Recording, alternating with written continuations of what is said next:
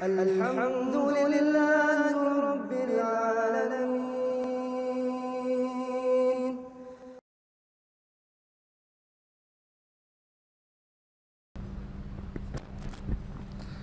Assalamualaikum warahmatullahi wabarakatuh. Innal hamdalillahi nahmaduhu wa nasta'inuhu wa nastaghfiruh wa na'udzu billahi min syururi anfusina wa min sayyiati a'malina. May yahdihillahu fala mudhillalah wa may yudlil fala hadiyalah. Wa asyhadu an la ilaha illallah wahdahu la syarikalah wa ashhadu anna Muhammadan abduhu wa rasuluhu la nabiyya ba'dah.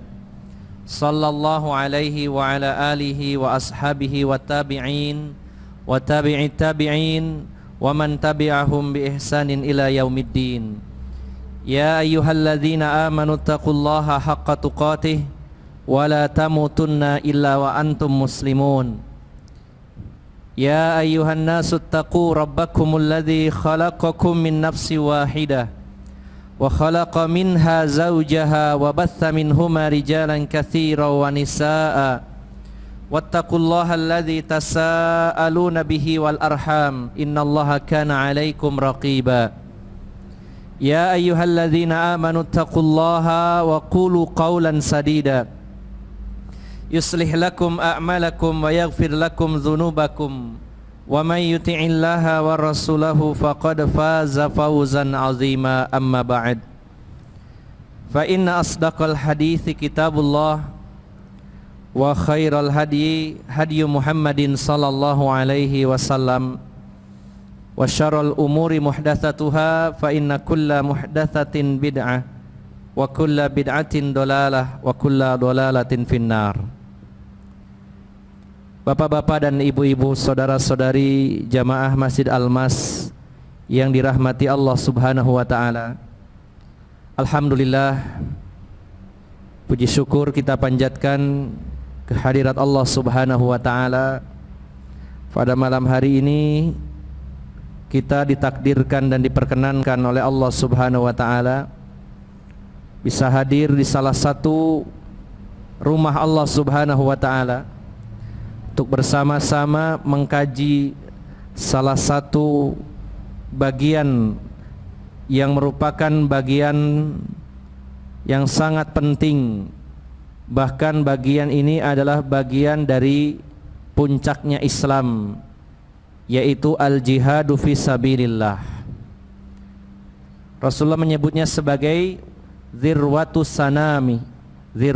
sanamil Islam. Puncaknya Islam itu adalah al-jihadu fi sabilillah. Walaupun kita pahami bersama bahwa pintu-pintu jihad sebagaimana dijelaskan oleh Imam Ibnul Qayyim Al-Zawjiyah rahimahullah, bahwa pintu jihad itu ada 13 pintu. Pintu pertamanya adalah belajar ilmu agama.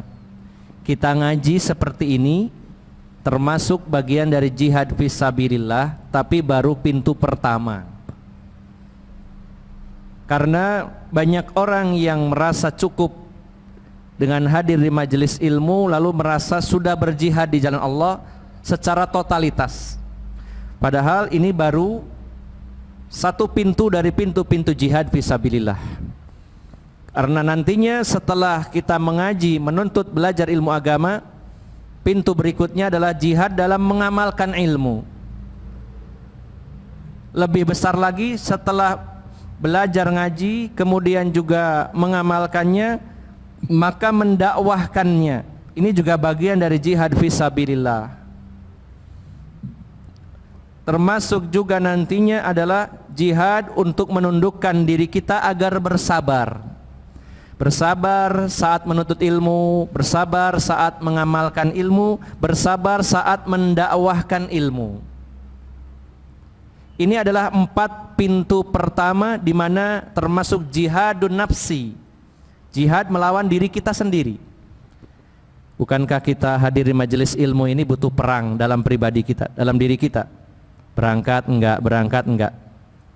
Kalau berangkat harus perjalanan, keluar bensin, keluar tenaga, kehilangan waktu, kehujanan, dan lain-lainnya. Tapi kalau berangkat, saya insya Allah dapat pahala, dapat ilmu, dapat nasihat, mempererat persaudaraan, sebuah kiat agar istiqomah, dan sebagainya. Akan ada perang batin antara berangkat dan tidak. Maka di sini perang pertama di dalam diri kita, jihadun nafsi. Begitu pula ketika saat beramal, bagaimana beratnya untuk mengamalkan ilmu. Kita perlu memerangi diri kita untuk mau beramal. Lebih lagi ketika kita mendakwahkan ilmu, tantangannya begitu besar.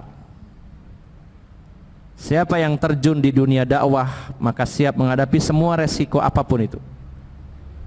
Menghadapi resiko celaan, hujatan, bahkan tidak menutup kemungkinan fisik. Ini berdakwah. Dan juga membutuhkan perjuangan untuk menjadikan diri kita sabar. Baru setelah itu langkah berikutnya masuk ke jihadus syaiton, jihad melawan syaiton. Yaitu dengan melawan, yang pertama melawan syubhat-syubhatnya, yang kedua melawan syahwat. Maka siapa yang tidak bisa mengalahkan dirinya sendiri, hawa nafsunya sendiri, bagaimana dia akan melawan syaiton? Jadi sudah 4 pintu adalah jihadun nafsi, jihad melawan diri sendiri. Kemudian 2 pintu jihad melawan syaitan, melawan syubhat. Yang kedua melawan syahwat. Yang ketiga jihadul kufar, melawan orang-orang kafir. Dan ini terbagi dalam 4 kategori. Yang pertama yaitu jihad dengan hati kita, menolak dan tidak menerima kekufuran apapun bentuknya.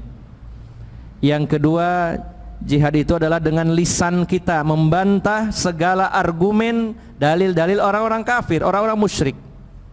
Butuh perjuangan, butuh keberanian.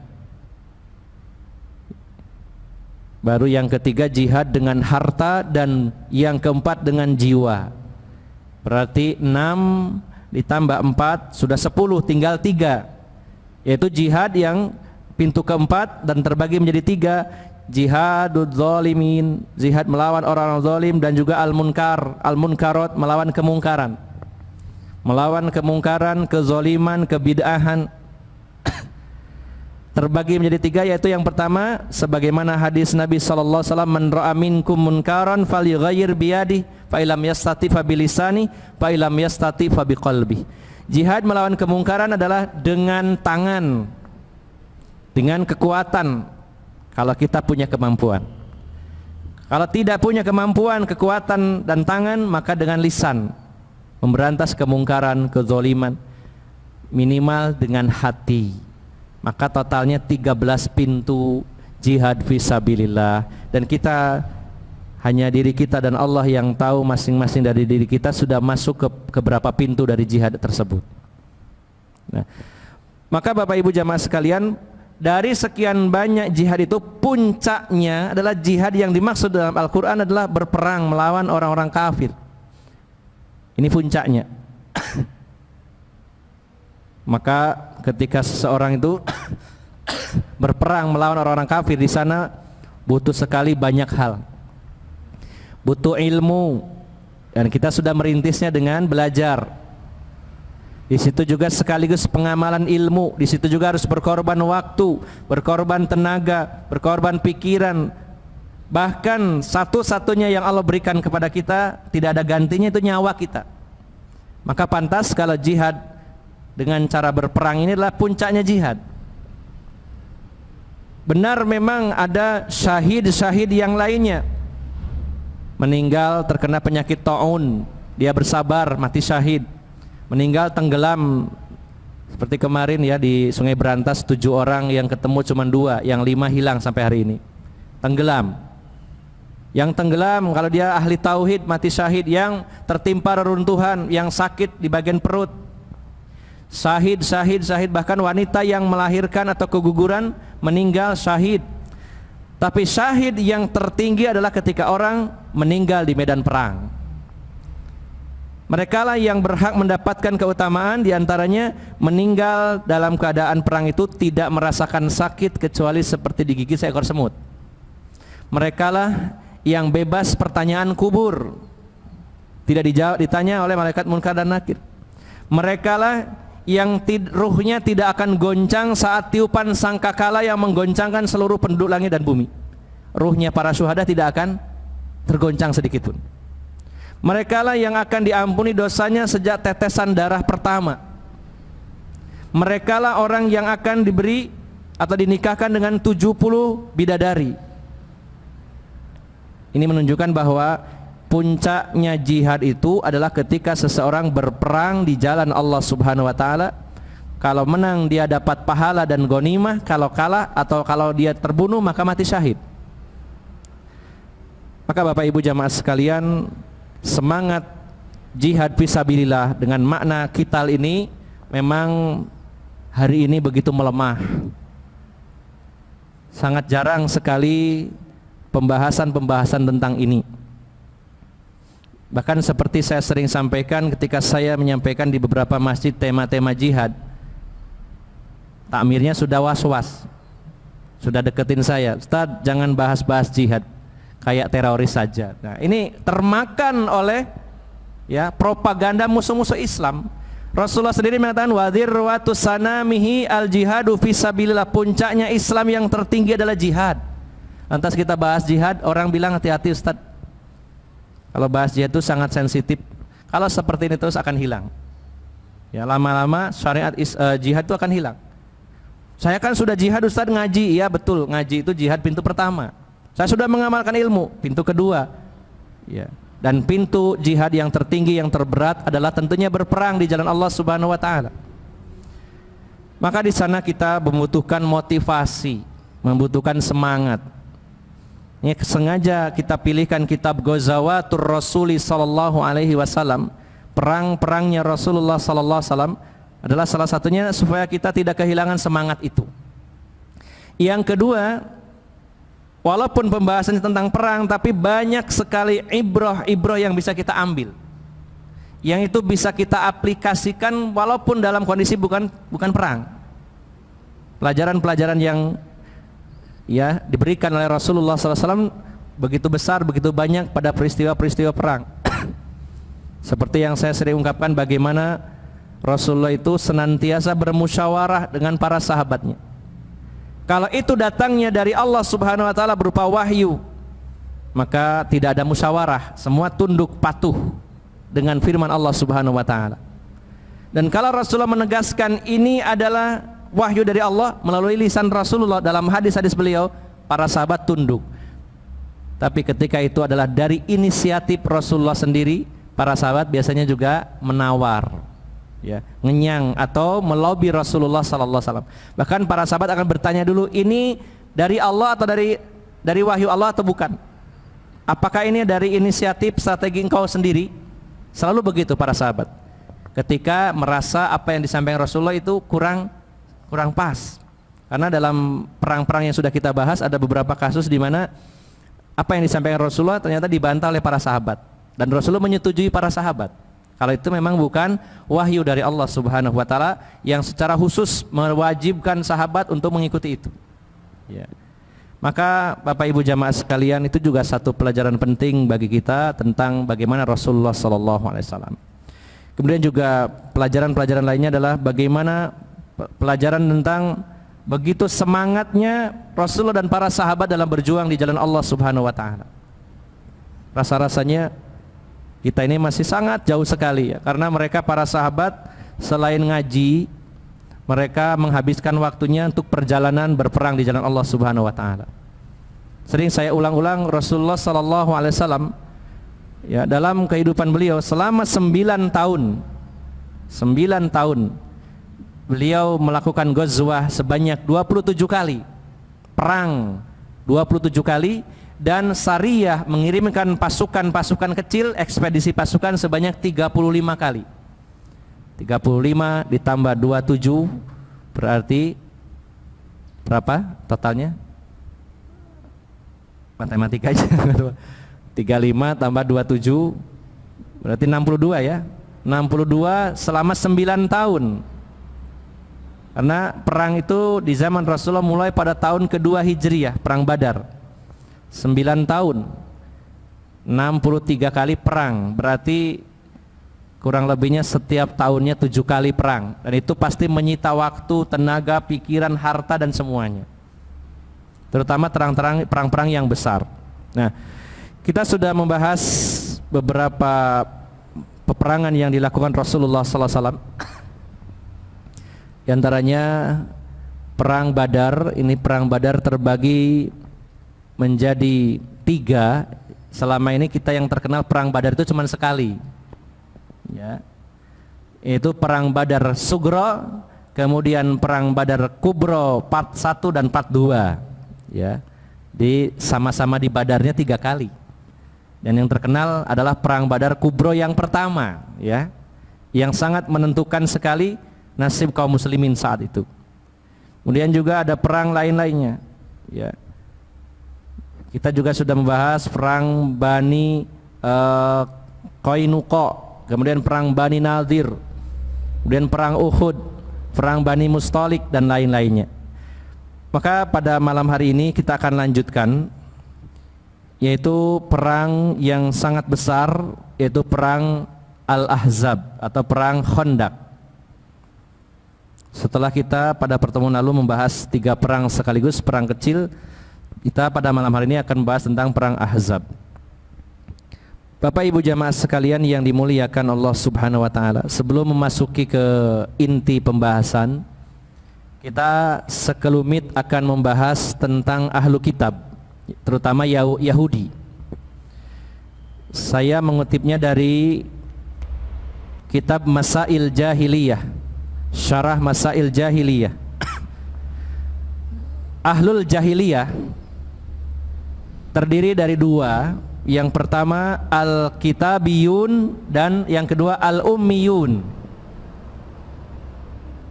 Disebut Ahlul Jahiliyah karena mereka melakukan perbuatan-perbuatan jahiliyah yang bertentangan dengan Islam, di mana Rasulullah datang untuk menyelisihinya. Dan Ahlul Jahiliyah, pelaku-pelaku kejahilian itu yang besar adalah 2 kategori, 2 kelompok. Yang pertama Al-Kitabiyun, yaitu Ahlu Kitab. Yang kedua Al-Ummiyun, orang yang buta huruf, dari karangan musyrikin Mekah. Maka dalam kitab Syarah Masail Jahiliyah, yang pernah mengaji, insyaallah yang pernah mengaji pasti akan tahu, sebagian besarnya penulis menjelaskan tentang perkara-perkara jahiliyah yang dilakukan ahlu kitab, terutama Yahudi. Banyak disinggung Yahudi itu karena mereka adalah orang-orang berilmu tapi tidak mengamalkan ilmunya. Kita berhadapan dengan orang pinter, jahat, dengan jahat tapi bodoh, lebih berat mana, Pak? Pewinter tapi jahat, sama jahat tapi bodoh, lebih berat mana, Pak? Lebih berat melawan orang pinter yang jahat, ya. Sebagaimana gambarannya, malaikat itu kan tercipta dari cahaya, hanya punya akal sehat, tidak punya nafsu. Jadi baik terus dan taat terus kepada Allah. Nggak pernah ada malaikat bermaksiat kepada Allah walaupun 1 orang pun dari malaikat. Allah nyatakan, alaiha malaikatun ghiladun syidadun la ya'sunallah ma amarahum wa yaf'aluna ma yu'marun. Dalam surat At-Tahrim ayat 6, ya. Di dalam neraka itu ada malaikat-malaikat yang sangat kasar, keras, tapi mereka tidak bermaksiat kepada Allah. La ya'sunallaha ma amarahum wa yaf'aluna ma yu'marun, dan mereka akan mengamalkan semua yang diperintahkan Allah. Ini malaikat. Nah, di sisi lain ada makhluk Allah yang bernama binatang atau hewan. Ini punya nafsu, gak punya akal. Punya nafsu, gak punya akal. Nah, manusia dua-duanya ada, ya punya akal, ya punya nafsu. Makanya kalau manusia itu berakal sehat, nafsunya dikalahkan dengan akalnya, bisa melejit dan meroket, bisa melampaui malaikat. Tapi ketika jahat, lebih buruk dari binatang, karena binatang jahat gak punya akal, manusia jahat punya akal. Ya. Hewan itu tidak tahu halal haram, ya. Syukur lapar, ya. Seperti kelelawar itu kalau lapar ada pohon mangga di depannya, ya nggak akan berpikir ini halal apa haram apa syubhat ya gitu. Nggak tahu dia. Pokoknya lapar, tercium ada aroma mangga, akan dia cari, tapi pinter, yang dicari yang paling matang. Nah, penciumannya kuat. Makanya orang kalau ingin makan buah-buahan yang paling bagus kualitasnya, yang dipilihkan sama hewan, ya, karena punya alat deteksi. Kalau mangga itu yang jatuh bekas dimakan codot itu ya, kalau panjenengan bekas codotnya sampai iris, matangnya sempurna. Yang panjenengan beli kopi, kalau yang dipeti orang itu kan biar cepat jadi duit, masih mudah dipeti ay. Tapi kalau yang dimakan luwak, pilihan gitu ya. Walaupun harus proses penggilingan dulu di perutnya luwak gitu ya. Karena yang dimakan luwak itu kopi-kopi yang sudah tua yang berkualitas tinggi, milih dia. Nah, tapi hewan itu walaupun tidak tahu halal haram, dia makan mangga sekedar perutnya kenyang, selesai. Kalau baru seperempat kenyang ya sudah, nggak dilanjutkan. Nggak ada juga apa codot tuh gowo sarung dibuntel bawa pulang gitu, nggak ada. Karena punya nafsu, nggak punya akal, daya rusaknya kecil, hanya sebagian dari mangga aja yang digigit. Ya kecuali kalau banyak seperti belalang di Cina itu ya, nah, itu memang miliaran jumlahnya atau ratusan juta banyak ya. Tapi secara wajar biasa, makannya sedikit. Tapi kalau manusia jahat kepingin mangga punya orang, jangankan yang matang, yang mentah, sak wit-witnya diketok gitu ya kadang. Ya, itu jahat. Nah, maka berhadapan dengan orang Yahudi ini lebih berat karena mereka pinter dan banyak yang jahat. Orang-orang Kristen mereka ya secara umum kenapa disebut ad-dallin, sesat, karena mereka banyak beramal tapi tidak punya ilmu. Tapi orang-orang Yahudi berilmu tapi berbahaya, tidak mengamalkan ilmunya. Maka ada beberapa poin ini sebelum masuk ke tema perang Ahzab, karena perang Ahzab ini sebenarnya siapa yang punya ide? Orang Yahudi. Perang yang sangat besar dan merepotkan, bahkan menyusahkan kaum muslimin, ternyata otaknya adalah orang Yahudi. Maka ada beberapa karakter Yahudi yang memang berbahaya. Di antaranya yang saya kutip dari kitab Masail Jahiliyah sebelum masuk nanti, karena ada salah satu karakter Yahudi yang parah sekali. Di antaranya di poin ya di poin yang ke-26 dari Sarah Masail Jahiliyah, yaitu tahrifu adillatil kitabi ba'da ma'rifatiha ya lituwafiqa ahwa'ahum. Di antara pekerjaan orang Yahudi itu adalah tahrifu adillatil kitab, memalingkan makna kitab suci setelah mereka mengilmuinya, setelah mengetahuinya, supaya cocok dengan hawa nafsu mereka. Mereka punya ayat, mereka punya kitab suci, kalau bertentangan dengan hawa nafsunya mereka akan rubah maknanya, bukan membuat ayat, menghilangkan atau menambahkan. Ayatnya tetap, tapi dimaknai berbeda supaya cocok dengan hawa nafsunya. Dan ini diikuti oleh sebagian kaum muslimin, ngutak-ngatik ayat supaya cocok.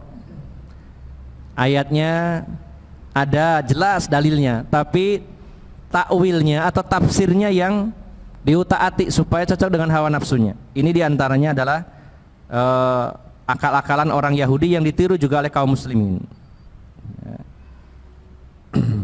Kemudian Bapak Ibu jamaah sekalian, termasuk juga ta'liful kutubil batilah wa nisbatuha ilallah, mengarang kitab-kitab batil dan mengklaim ini dari Allah. Kalau zaman dulu berupa kitab ya, nulis kitab lalu mengatakan ini dari Allah. Kalau dia hanya menulis saja lalu menjual kitabnya, mungkin tidak seberapa laku, tapi supaya laku diembel-embeli ini dari Allah. Sekarang pun produk-produk itu supaya lebih laris diembel-embeli kata-kata syariah ya. Jadi jangan gampang tertipu dengan kata-kata syariah, bini syariah gitu. Atau apa saja berbau syariah. Kita lihat dulu isinya, jangan terpaku pada namanya. Karena termasuk pekerjaan orang-orang Yahudi adalah menulis kitab lalu menisbatkannya kepada agama. Ini dari Allah, ini dari agama. Nah, kalau hari ini mungkin tidak berupa kitab ya, mungkin ya bisa berupa tayangan video yang diviralkan, bukan dapat duit dari videonya, ada kalanya dia dibayar itu oleh orang-orang yang berkepentingan ya.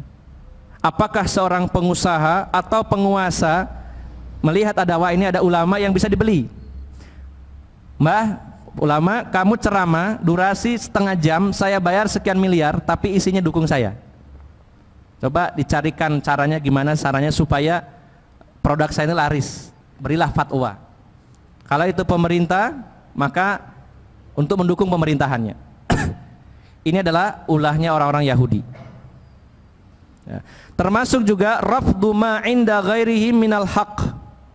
Orang Yahudi itu menolak ya kebenaran dari selain mereka. Di dalam surat Al-Baqarah ayat 91 mereka mengatakan qalu nu'minu bima unzila alaina. Mereka berkata, kami hanya beriman dengan apa yang diturunkan kepada kami. Kami enggak percaya dengan Injil, kami enggak percaya dengan Al-Qur'an, kami percaya kepada Taurat yang diturunkan kepada kami. Ternyata setelah diteliti itu hanya pengakuan, karena mereka sendiri menentang Taurat yang ada di sisi mereka. Buktinya apa? Di dalam Taurat nyata sekali larangan membunuh manusia, apalagi para nabi. Tapi orang Yahudi pekerjaan membunuh para nabi. Mereka mengatakan, saya nggak mau menerima yang lain, menerima dari Taurat saja yang diturunkan kepada Nabi Musa. Tapi mereka membunuh para nabi. Pembunuh Nabi Zakaria adalah orang Yahudi. Pembunuh Nabi Yahya adalah orang Yahudi. Yang berencana menyalib membunuh Nabi Isa juga orang Yahudi, hanya diselamatkan oleh Allah Subhanahu wa taala. Bahkan yang berencana membunuh Rasulullah adalah juga orang-orang Yahudi. Mereka mengaku mengikuti Taurat tapi menentang isinya. Yang kedua, di dalam Taurat sangat nyata gamblang penjelasan tentang Rasulullah sallallahu alaihi wasallam. Mulai dari namanya, sifatnya, apa yang dialaminya, semuanya ada dalam Taurat. Tapi begitu Rasul datang mereka nolak. Berarti mereka bohong mengatakan kami beriman kepada apa yang diturunkan kepada kami, bohong juga. Nah, ini diantaranya 3 poin apa yang dilakukan orang Yahudi. Nah, satu lagi, ini yang berkaitan dengan tema kita kali ini. Orang-orang Yahudi, terutama Yahudi Bani Nadir, saya jelaskan dulu. Kita sudah membahas tentang perang Bani Nadir. Di Madinah itu ada 3 kabilah besar Yahudi, terutama 3 kabilah yang besar, yaitu Bani Qainuqa, Bani Nadir, dan Bani Quraidah. Bani Qainuqa sudah diusir di awal ya, karena mereka melecehkan seorang wanita yang datang ke pasar Bani Qainuqa untuk membeli perhiasan. Ya, orang Yahudi itu subhanallah ya, memang diberi kelebihan pinter. Di Madinah pun mereka kaya-kaya. Nah, Bani Qainuqa ini pengrajin emas. Pengrajin emas itu kaya rata-rata, Pak. Saya punya seorang guru, dulu guru bela diri, profesinya adalah pengrajin, tapi pengrajin emas. Jangankan pengrajin emas ya, pengrajin aluminium saja kaya ya. Di sini ada. Ini emas lagi ya. Yang pengrajin besi, aluminium itu juga kaya-kaya, apalagi ini emas, luar biasa ya. Tergantung kapasitasnya mungkin ya. Tapi Bani Qainuqa kaya-kaya karena mereka adalah para pengrajin emas dan pernah melecehkan seorang muslimah yang diikat jilbabnya ketika berdiri terbuka jadi bahan tertawaan. Lalu ada seorang muslim lewat, tidak terima, yang iseng tadi langsung dibunuh. Nah, mental seperti ini kan nggak mudah ya Pak ya. Ya, ada muslimah dihina, nggak terima, bunuh, nggak mikir resikonya apa gitu. Resikonya apa? Dibunuh juga. Dibunuh rame-rame orang-orang Bani Qainuqa. meninggallah si muslim ini. Maka Rasulullah marah bersama para sahabat, datang ke kampung mereka, dikepung dan mereka kalah. Akhirnya dihukum dengan cara diusir dari Madinah. Setelah itu giliran kedua adalah Bani Nadir. Ya, ini kalau Bani Qainuqa pasca perang Badar, kalau Bani Nadir pasca perang Uhud. Mereka lebih bahaya lagi karena berencana membunuh Rasulullah SAW. Rasulullah diundang ke kampung mereka, kemudian duduk di bawah, lalu ada orang yang naik ke atas tembok mengangkat batu penggilingan tepung yang besar. Seandainya dilemparkan ke kepala orang akan pecah. Yang jadi target Rasulullah SAW. Namun diberitahu oleh Allah Subhanahu Wa Taala melalui malaikat Jibril, Rasulullah selamat. Lalu dikepunglah Bani Nadir dan diusir dari Madinah.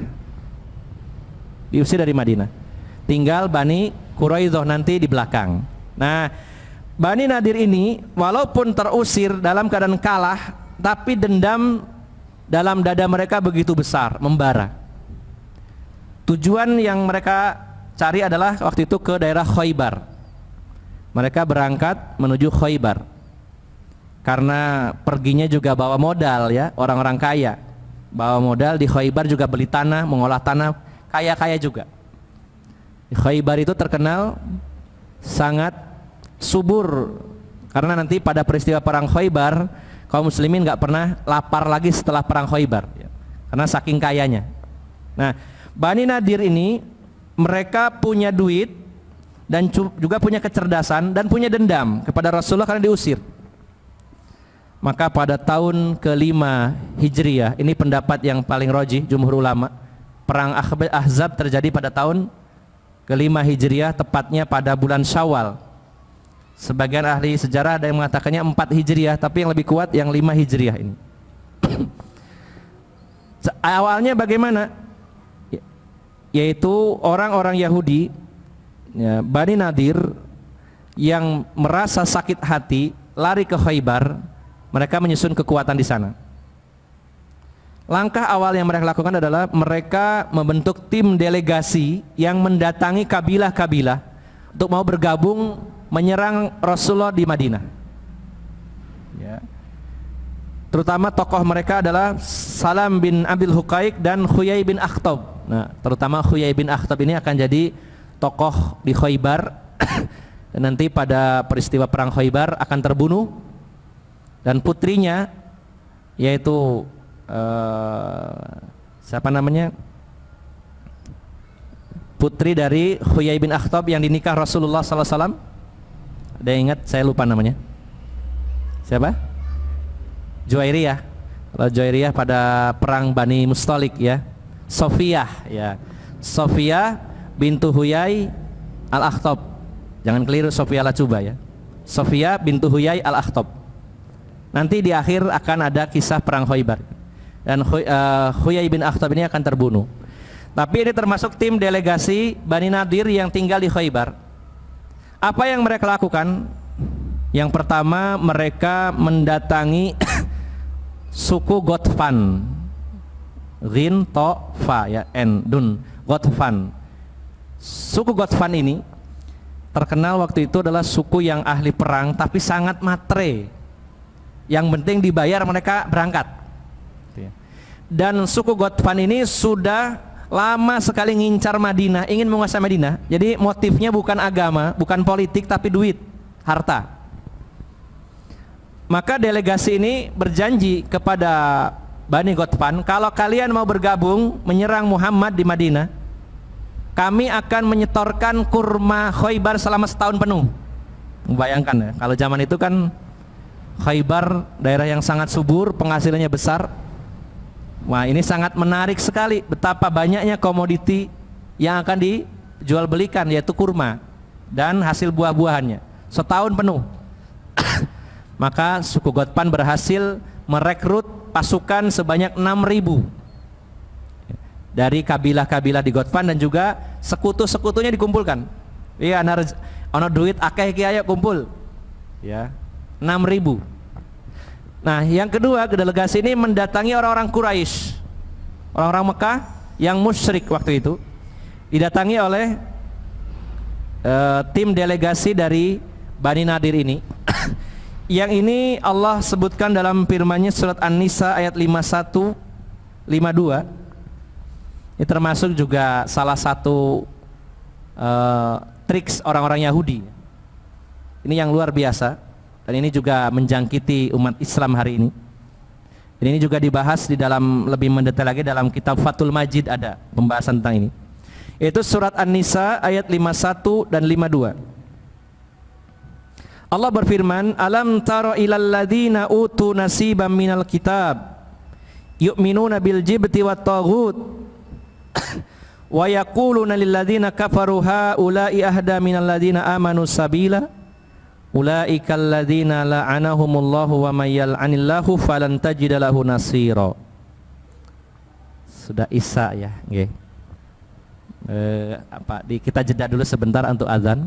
Ini Isya atau jam 7 bukan ya? Belum Isya ya. Akan kembali setelah kaum Bani Nadir yang memiliki tim delegasi datang ke suku Ghatfan sehingga terkumpul kekuatan 6.000, maka merasa kurang, akhirnya mereka mendatangi orang-orang Quraisy yang tentunya sejak awal sudah memang berkeinginan untuk memerangi Rasulullah sallallahu alaihi wasallam. Namun yang Allah abadikan dalam firman-Nya ini yang menjadi pelajaran bagi kita. Allah berfirman dalam surat An-Nisa ayat 51, 52. Alam tara ilal ladzina utu nasiban minal kitab. Ya. Tidakkah kamu memperhatikan kepada orang-orang yang diberi bagian dari Alkitab? Coba kamu perhatikan orang-orang yang mendapat bagian dari Alkitab, yaitu orang-orang Yahudi dapat kitab Taurat, perjanjian lama. Mereka diberi kitab Taurat, tapi yu'minuna bil jibti wat taghut. Mereka beriman kepada jibt dan taghut. Apa makna jibt? Jibt itu adalah al-kuhan, termasuk dukun-dukun, arraf. Orang Yahudi itu orang yang paling banyak belajar ilmu-ilmu sihir dan percaya kepada dukun. Bahkan dukun profesional di Madinah yang paling levelnya teratas, ya, yang menyihir Rasulullah sallallahu alaihi wasallam, Luhai bin Al-A'sam, ya, itu juga dari orang Yahudi. Nah, maka mereka itu diberi Taurat, tapi mereka beriman kepada dukun-dukun, kepada penyihir-penyihir, kepada peramal-peramal, ya, dan juga taghut min dunillah, apa-apa yang disembah selain Allah Subhanahu wa taala. Nah, yang unik lagi di sini adalah wa yaquluna lil ladzina kafaru, dan mereka orang-orang Yahudi, ahlu kitab padahal, mereka berkata kepada orang-orang kafir. Yang dimaksud orang-orang kafir di sini adalah kafir Quraisy, kafir Mekah. Yahudi ini mengatakan, ya, bahwasannya kalian orang-orang musyrik Mekah adalah orang yang lebih lurus jalannya daripada orang-orang Muhammad, orang-orang beriman kepada Muhammad. Kamu ini lebih baik, lebih lurus, lebih mendapat hidayah, petunjuk daripada Muhammad dan pengikutnya. Ulaikal ladzina la'anahumullah, mereka lah orang-orang yang mana Allah melaknat mereka, dan siapa yang dilaknat oleh Allah dapati seorang penolong pun. Coba kita resapi ayat ini. Orang-orang Yahudi itu punya nabi, Nabi Musa, kitabnya Taurat, termasuk juga kitab Samawi. Setidaknya dengan Islam, di mana Rasulullah sebagai nabinya dan Al-Quran sebagai kitab sucinya, itu masih agak dekat lah dibandingkan orang-orang musyrik. Tapi karena ada kepentingan, dia lebih mendukung kemusyrikan, kesyirikan daripada Rasulullah SAW. Harusnya ketika Rasulullah dan kaum muslimin yang ahlu tauhid berperang melawan orang-orang musyrikin, orang Yahudi itu harusnya ada di posisi minimal netral atau mendukung Rasulullah, karena paling tidak masih memper lah gitu. Sama-sama punya nabi, sama-sama punya kitab suci, daripada orang-orang musyrik menyembah berhala jauh. Tapi mereka mengatakan kepada orang-orang musyrik, kalian itu orang-orang yang lebih benar jalannya daripada orang-orangnya Muhammad. Ini namanya pinter tapi keblinger gitu. Dan sekarang hari ini banyak tokoh-tokoh Islam yang pinter keblinger. Mereka kepada orang-orang kafir mereka sangat toleransi, tapi kepada saudaranya muslim intoleransi. Ya. Kita memang mencintai toleransi kalau pada tempatnya, tapi anehnya kepada saudaranya nggak ada toleransi, tapi kepada orang kafir toleransi. Ya. Kan heran Pak ya, dibilang syahadatnya sama, sama-sama sholatnya, paling tidak itulah, Al-Qur'annya juga sama, nabinya sama, tapi memusuhi. Sementara kepada orang yang tidak sholat, tidak bersyahadat, mereka sangat toleran. Bahkan pada hari ini ketika saudara-saudara kita di India dizolimi, dianiaya, dibantai oleh orang-orang Hindu ekstrim. Ini ada berita terbaru, tokoh di Indonesia berkoar-koar, kami siap melindungi orang-orang Hindu di Indonesia. Ya memang kita tidak ada urusan ya dengan Hindunya di Indonesia, benar ya. Tapi anehnya tokoh ini selalu memprovokasi supaya membenci satu kelompok dalam Islam, membenci kaum Wahabi contohnya. Padahal syahadatnya sama, sholat juga 5 waktu, kemudian rukun Islamnya sama, nabinya sama, tapi nggak ada toleransi. Tapi kepada orang kafir yang tidak mengenal syahadat sama sekali, apalagi sholat, itu sangat toleransi. Nah ini otaknya Yahudi berarti. Ya. Karena Allah jelaskan, harusnya orang-orang Yahudi Bani Nadir itu mikir, oh iya ya Rasulullah Muhammad itu dengan pengikutnya punya kitab suci, punya Al-Quran, Nabi juga, sementara orang-orang musyrik penyembah berhala. Tapi dia malah mengatakan kalian lebih benar jalannya daripada mereka. Karena apa? Sudah kadung hasad, ya, iri. Mereka iri kepada Rasulullah dan kaum muslimin. Sehingga itu membakar semuanya, menghanguskan semuanya. Termasuk juga mereka takabur, sombong, sehingga akhirnya Allah tutup. Makanya dalam kitab Syarah Masail Jahiliyah itu berulang-ulang penulis mengatakan bahwa ketika seseorang itu meninggalkan kebenaran, Allah akan siksa dia dengan mengikuti kebatilan. Kita tidak usah heran, kok bisa ya orang ini sudah jelas ini kitab yang lurus, gak mau kok malah kitab-kitab sesat. Kenapa bisa demikian? Itu hukuman dari Allah. Ketika dia tidak mau mengikuti kebenaran, Allah akan hukum dengan dia mengikuti kebatilan. Itu pasti. Ini adalah malapetaka dari Allah Subhanahu wa taala. Ya. Maka berhasillah orang-orang Yahudi Bani Nadir ini mempengaruhi orang-orang musyrikin Mekah yang sebelumnya memang punya dendam kesumat kepada Rasulullah sallallahu alaihi wasallam. Maka disiapkanlah oleh orang-orang Quraisy dan kabilah-kabilah dan sekutunya sebanyak 4.000 pasukan. Lalu bergabunglah mereka menjadi 10.000 pasukan Ahzab. Kenapa disebut Ahzab? Karena memang artinya adalah aliansi, aliansi pasukan. 10.000 secara logika, kalau itu masuk kota Madinah, di mana kaum muslimin jumlahnya masih sedikit, ya, ditambah lagi dengan adanya ulah orang-orang munafik di dalamnya, dan juga masih ada Bani Quraidah di dalamnya, secara logika tidak akan mampu. Bagaimana caranya menghadapi 10.000 pasukan ini? Bukan pasukan ecek-ecek ya. Ini pilihan Pak ya. Seperti yang saya sampaikan di awal bahwa kalau Rasulullah dan para sahabat waktu itu mengumumkan perang, besok berangkat perang, ya yang bisa yang nggak bisa berangkat. Mengaku muslim, punya kemampuan berangkat. Selama tidak sakit, selama tidak cacat, kemudian punya biaya, berangkat. Tapi kalau orang-orang musyrik ketika perang mereka melakukan rekrutmen secara pemilihan pasukan secara ketat. Ya. Bahkan sebagiannya adalah tentara-tentara bayar yang profesional, dibayar. Mereka punya duit membayar pasukan untuk menyerang kaum muslimin. Nah, 10.000 ini adalah gabungan pasukan dari kabilah-kabilah yang besar, semuanya adalah ahli perang. Masuk kota Madinah, di dalamnya kaum muslimin sedikit, kemudian juga ada orang-orang munafik yang merusak dari dalam, kemudian juga ada Bani Quraidah. Secara nalar pastinya habislah sudah saat itu. Tapi skenario Allah yang terbaik pada saat itu, kalau kita lihat peta Madinah, jadi Madinah itu berada di utaranya Mekah ya, kalau kita lihat secara serampangan gitu ya, kalau lihat di peta itu posisinya di atas. Artinya pasukan musyrikin ini datangnya dari arah selatan. Nah, Kemudian di sisi selatan Madinah itu ada benteng Bani Quraidah yang memang juga dijaga oleh Bani Quraidah. Saat itu awalnya masih bekerja sama mengikat perjanjian dengan kaum muslimin. Kemudian di sisi timur dan barat itu pegunungan yang sangat padat. Yang terbuka adalah sisi utara yang di atas. Maka sebenarnya rencananya pasukan Ahzab ini akan muter ke utara masuk Madinah, begitu. Namun Allah Subhanahu wa taala melalui seorang sahabat yaitu Salman Al-Farisi yang kita kenal. Salman Al-Farisi naik ke sebuah bukit, kemudian melihat, memandang di sebelah selatan ada benteng Bani Quraidah, timur dan barat ada pegunungan yang sangat kokoh dan bisa dilewati. Yang terbuka adalah sisi utara. Maka beliau turun dan beliau mengusulkan kepada Rasulullah SAW dan kaum muslimin.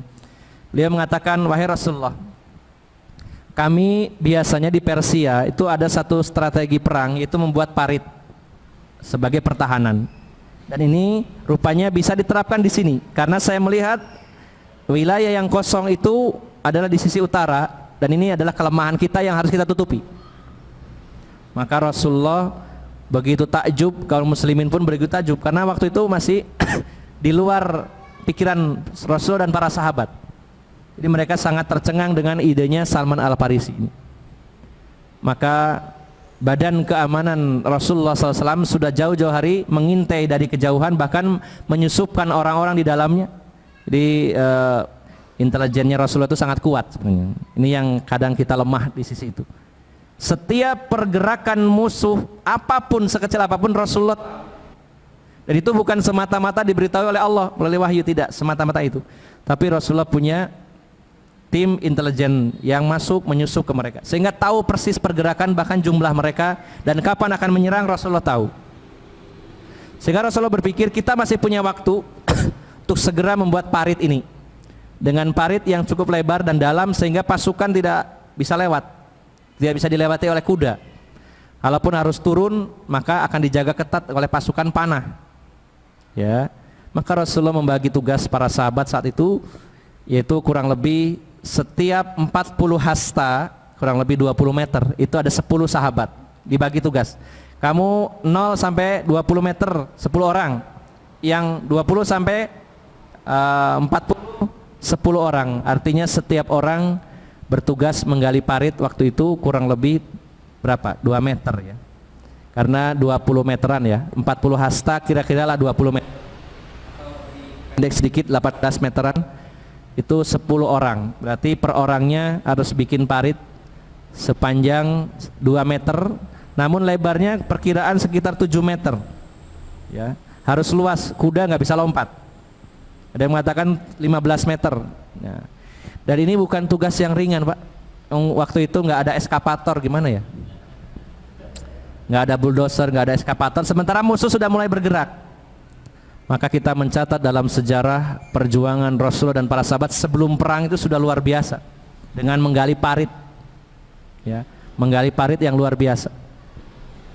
Bahkan para sahabat menyaksikan Rasulullah ini turun tangan ya, turun tangan untuk menggali parit ya. Ada beberapa di sini dalam buku ini apa yang dilakukan Rasulullah ini, sebagai penutup di pertemuan ini.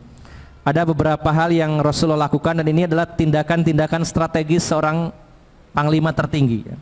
Luar biasa. Yang pertama, saat mendengar berita kedatangan pasukan Ahzab, yang pertama kali Rasulullah lakukan adalah mengevakuasi, yaitu anak-anak kecil dan para wanita di benteng Bani Harithah. Ada satu benteng di Madinah yang sangat kokoh, dan disitulah Rasulullah memerintahkan kaum muslimin melakukan evakuasi. Kenapa Rasulullah melakukan itu? Masya Allah, ini luar biasa ya. Karena dalam sebuah perjuangan, moral pasukan ini akan melesat ya, akan meroket kalau nggak punya pikiran kekhawatiran untuk keluarganya. Pasukan sekuat apapun, tapi kalau kepikiran istri, anak-anak itu jadi lemah ya. Maka harus diamankan dulu sehingga tenang. Sama bapak-bapak yang pernah berangkat jadi relawan kemanusiaan ke Lombok, ke Palu, ke Wamena. Kalau anak istrinya aman, pikiran tenang ya. Walaupun tidak semua orang tenang ya, mungkin mikir aduh nek mati gak mulih bojoku rondo ya opo gitu ya. Ya mungkin ada pikiran itu. Tapi lebih tidak tenang lagi kalau anak istrinya nggak punya duit, makan bagaimana, sekolah bagaimana. Makanya dulu para sahabat itu bekerja sama, ya. Kamu berangkat, keluargamu ditanggung. Nah ini tenang gitu ya. Nah, ini yang belum kita dapatkan di sini. Ketika saya di Palu bertemu seorang bapak, usianya 50. Bapak tugas di sini jadi relawan berapa lama Pak? Saya sudah 2 bulan Ustadz. Anaknya berapa? 3. Istrinya 1. Terus kesehariannya bagaimana Pak? Saya itu ditugaskan dari yayasan. Ini bukan apa namanya komunitas relawan. Ini yayasan seperti kita. Saya ditugaskan dari yayasan. Kemudian 3 anak saya ditanggung biaya sekolahnya selama saya pergi. Sangunya. Kemudian istri saya juga belanjanya semuanya penuh. Jadi saya di sini tugas sudah nggak mikir lagi. Full di sini. Ya. Ini yang mungkin kadang kita belum sampai ke arah situ. Karena seorang pejuang ketika pikirannya terganggu, keluarganya akan lemah mentalnya. Ya tapi kan namanya perjuangan harus berkorban. Ya betul berkorban, tapi ya tetap ini contoh dari Rasulullah. Rasulullah mengevakuasi supaya tenang. Disimpan, diamankan di benteng Bani Harithah. Dicukupi semuanya di sana. Ya. Boleh dikunjungi tapi atas izin Rasulullah, dan itu dipertimbangkan Rasulullah kalau mendesak boleh izin nengok keluarganya. Kalau enggak harus tetap posisi di pos masing-masing. Nah, maka luar biasa ini pengaruhnya kepada mental para sahabat. Merasa anak istrinya tenang di dalam benteng, mereka tenang berjuang.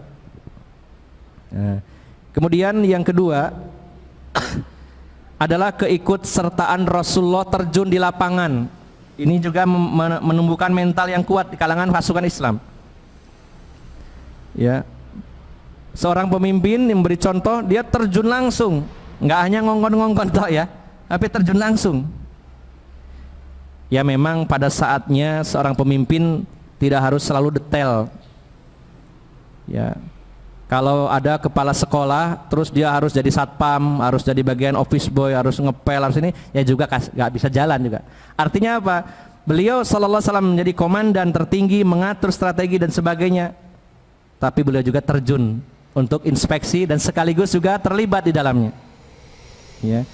Maka sahabat Bara bin Azib bercerita Rasulullah itu ikut mengangkat pasir-pasir ya ketika Khandaq itu digali sampai perut beliau itu kotor, bajunya belepotan kotor dengan pasir. Ya, tanah menempel di perut beliau. Ya, beliau terlibat di dalamnya. Bahkan bukan hanya beliau bekerja sama, ada satu sesi di mana beliau sendirian yang bekerja, yang lain tidak.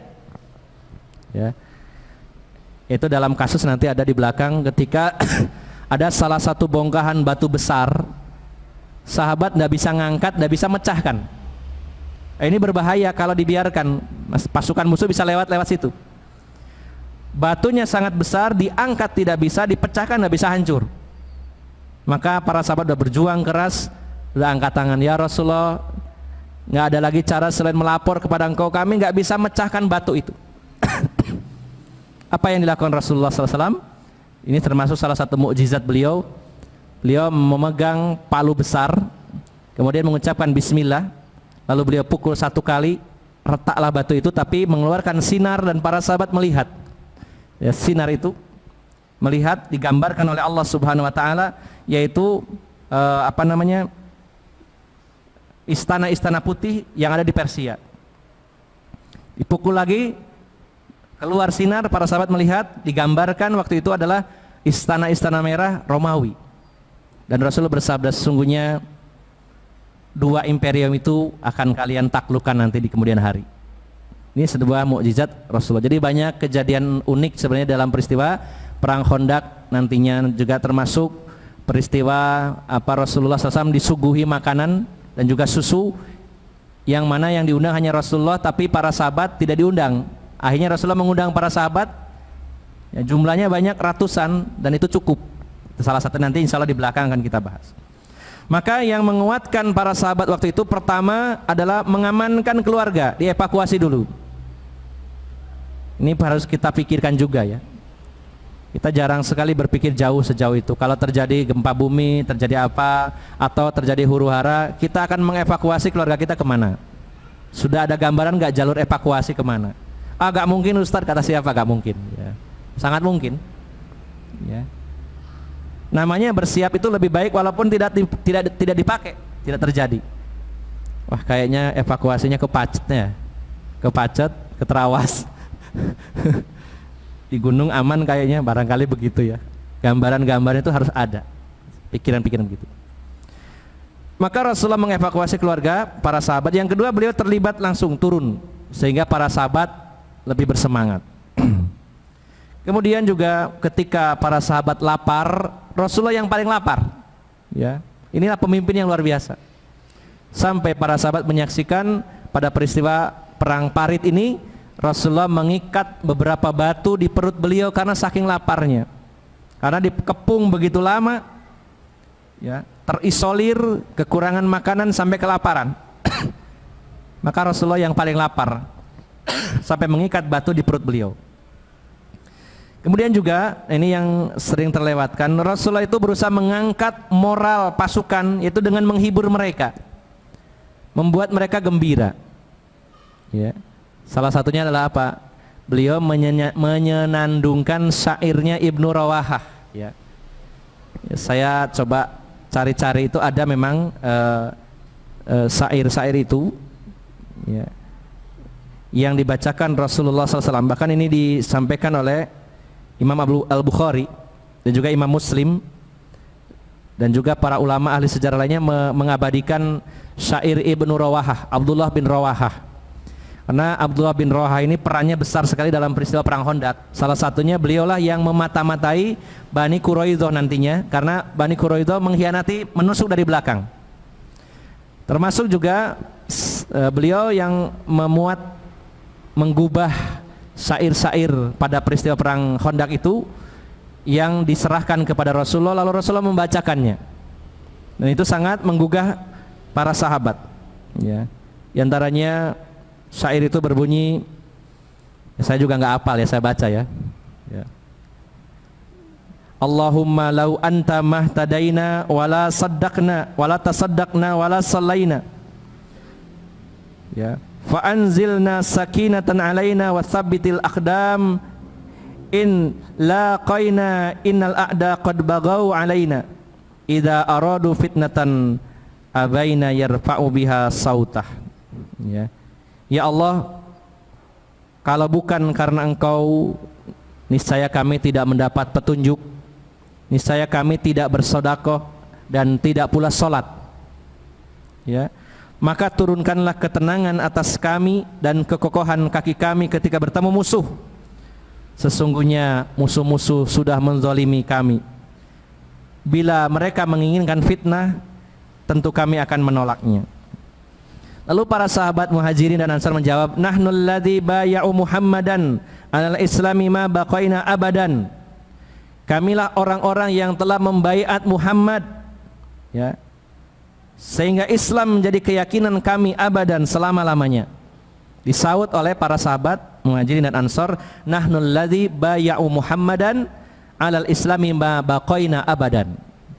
Lalu Rasulullah melanjutkan, ya, Allahumma la khaira illa khairul akhirah faghfir lil ansar wal muhajirah.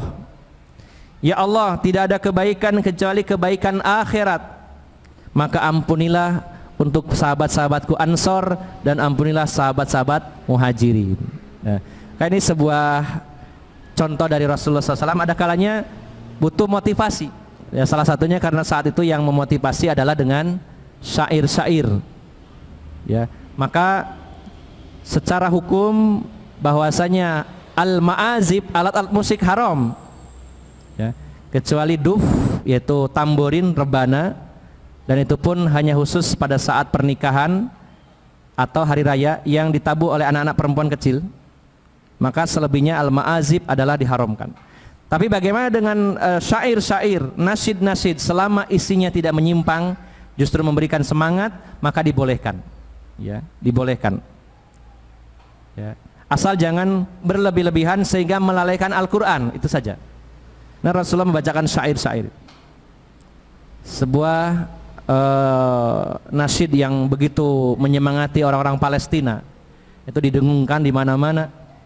Salah satu potongan kalimatnya, ya, Khaybar Khaybar ya Yahud, Jaisu Muhammad saufa ya'ud. Itu dua penggalan syair yang mampu membakar semangat, ya, masyarakat Palestina. Khaybar Khaybar ya Yahud, Jaisu Muhammad saufa ya'ud. Ya. Ingat wahai Yahudi tentang perang Khaybar, ingat. Kalian ingat Khaybar, kalian kalah telak waktu itu. Ingat bahwa pasukan Muhammad akan segera kembali mendatangi kalian. Ini begitu memotivasi orang-orang Palestina dengan bait syair ini, sehingga populer di kalangan mujahidin di Palestina syair ini. Jaisu Khaybar Khaybar ya Yahud, saupa Jaisu Muhammad saupa ya'ud. Ini salah satu contoh bahwa pada situasi yang menegangkan Rasulullah mengangkat moral para sahabat dengan bait-bait syair yang menggugah semangat para sahabat. Dan yang terakhir, Bapak Ibu jamaah sekalian, Rasulullah sallallahu alaihi wasallam membagi tugas para sahabat untuk menjaga parit itu selama 24 jam, ya.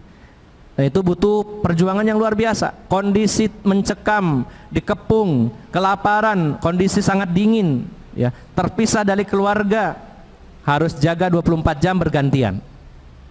Ini butuh mental yang luar biasa, ya. Dan bahkan satu ketika karena mereka pasukan Ahzab ini sering merangsek untuk masuk melewati parit, karena juga ada beberapa di antara sahabat yang meninggal, ya. Ada yang terkena tombaknya Wahsy yang dulu membunuh Hamzah. Kemudian juga ada yang bertempur melawan pasukannya Khalid bin Walid. Maka bukan berarti perang Khandaq itu musuh selalu berada di luar. Mereka berusaha merangsek masuk, ya. Maka pernah satu ketika sampai Rasulullah sallallahu alaihi wasallam tidak bisa melaksanakan sholat asar sampai tenggelamnya matahari. Lalu Rasulullah menjamak sholat tersebut, ya. Walaupun tidak secara hukum tidak boleh, ya, antara asar dengan maghrib tidak. Bahkan dalam penjelasan riwayat itu dijelaskan bahwa Rasulullah mengumpulkan sholat itu zuhur, asar, maghrib, ya. Dan Rasulullah berdoa kepada Allah Subhanahu wa taala, semoga orang-orang yang menyerang kita hari ini sehingga kita lalai dari salat, semoga rumah-rumah mereka dibakar oleh Allah Subhanahu wa taala. Ya. Semoga mereka disibukkan dengan musibah oleh Allah Subhanahu wa taala. Ini menunjukkan betapa dahsyatnya perang Ahzab itu, sampai-sampai saking sibuknya tidak sempat melakukan salat asar sehingga sampai tenggelamnya matahari. Ini mungkin Bapak Ibu jamaah sekalian sebagai gambaran awal di perang Ahzab, dan masih ada beberapa pembahasan yang bisa kita ambil dari peristiwa perang ini. Namun ada beberapa poin yang perlu kita simpulkan. Yang pertama, bahwa orang-orang Yahudi adalah yang memiliki ide untuk melakukan penyerangan dalam peristiwa perang Ahzab ini, di mana mereka lebih mendukung kekufuran daripada agama tauhid yang dibawa oleh Rasulullah sallallahu alaihi wasallam. Maka pada hari ini pun berapa banyak orang yang mendukung orang-orang kafir tapi menyerang saudaranya sendiri sesama muslim. Kemudian yang kedua, Rasulullah sallallahu alaihi wasallam adalah seorang yang ahli sekali dalam strategi perang. Di antaranya yang beliau lakukan adalah mengevakuasi keluarga dari kaum muslimin sehingga pasukan Islam lebih tenang dalam bertempur. Dan yang kedua, Rasulullah adalah seorang pemimpin yang memberikan contoh terjun langsung.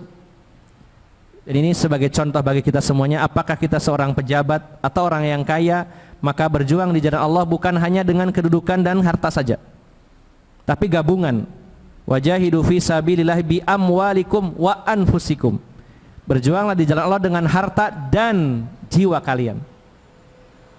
Usahakan kalau memang ada waktu kita dalam berjuang, terjun baik hartanya maupun tenaganya. Jangan merasa bahwa saya sudah nyumbang, nggak usah ikut kerja bakti, bangun masjid apa. Terjunkan diri kita sebagaimana Rasulullah sallallahu alaihi wasallam. Ya, inilah mungkin beberapa pelajaran penting yang bisa kita ambil dari peristiwa perang Ahzab. Namun masih ada beberapa poin yang belum kita sampaikan, terutama bagaimana berkecamuknya perang Ahzab dan bagaimana ending atau akhir dari perang Ahzab ini, dan bagaimana pengkhianatan dari Bani Quraidah yang akhirnya membuahkan hasil yang buruk di kemudian hari bagi mereka, itu mereka akhirnya dihukum mati dalam peristiwa tersebut, ya. Demikian Bapak Ibu jamaah sekalian yang dimuliakan Allah, semoga yang sedikit ini bermanfaat dan mohon maaf atas segala kekurangan. Aqulu qauli hadza wa astaghfirullah li wa lakum wa akhiru da'wana anil hamdulillahirabbil alamin. Subhanakallahumma wa bihamdika asyhadu an la ilaha illa anta astaghfiruka wa atubu ilaik. Wassalamualaikum warahmatullahi wabarakatuh.